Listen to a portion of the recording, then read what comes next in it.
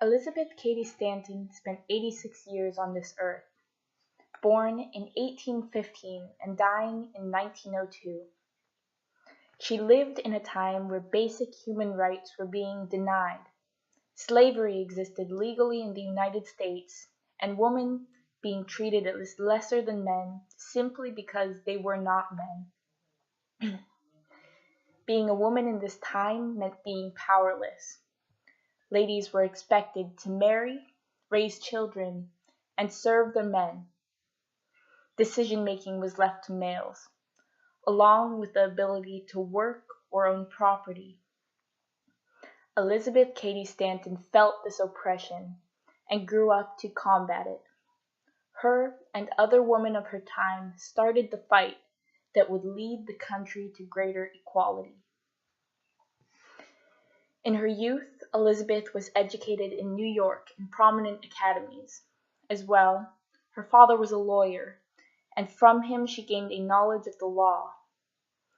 In 1840, she married Henry Brewster Stanton, but she had no intention of becoming a mere housewife. Her husband was an activist in the fight for ending slavery, and she joined him in this.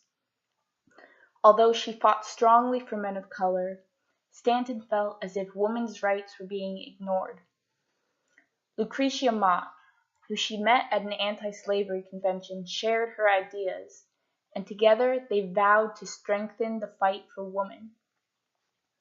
Stanton was a strong speaker as well as a powerful writer, and she used these tools to make her opinions heard. In 1848, Stanton and Mott organized the first ever women's rights convention. It happened in Seneca Falls, New York. At this event, she laid out the injustices women faced in the United States and called for equality.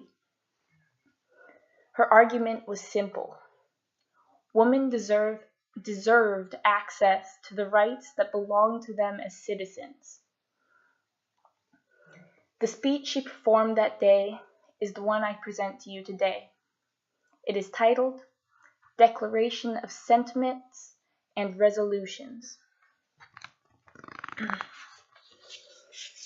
We hold these truths to be self-evident, that men and women are created equal, that they are endowed by their Creator with certain inalienable rights, that among these are life, liberty, and the pursuit of happiness, that to secure these rights, governments are instituted, deriving their just powers from the consent of the governed.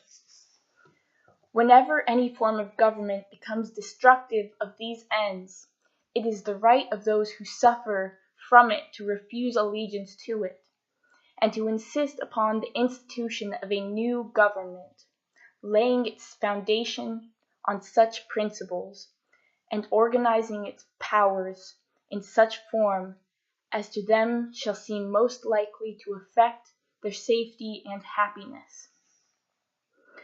When a long train of abuses and usurpations, pursuing invariably the same object, evinces a design to reduce them under absolute despotism, it is their duty to throw off such a government, and to provide new guards for their future security.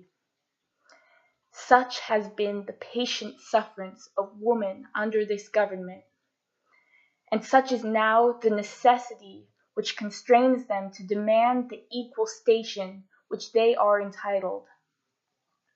Man has endeavored, in every way that he could, to destroy her confidence in her own powers, to lessen her self-respect, and to make her willing to lead a dependent and abject life. Now, in view of this entire disfranchisement of one half of the people of this country, their social and religious degradations, in view of the unjust laws above mentioned, and because women do feel aggrieved, oppressed, and fraudulently deprived of their most sacred rights, we insist that they have immediate admission to all the rights and privileges which belong to them as citizens of the United States.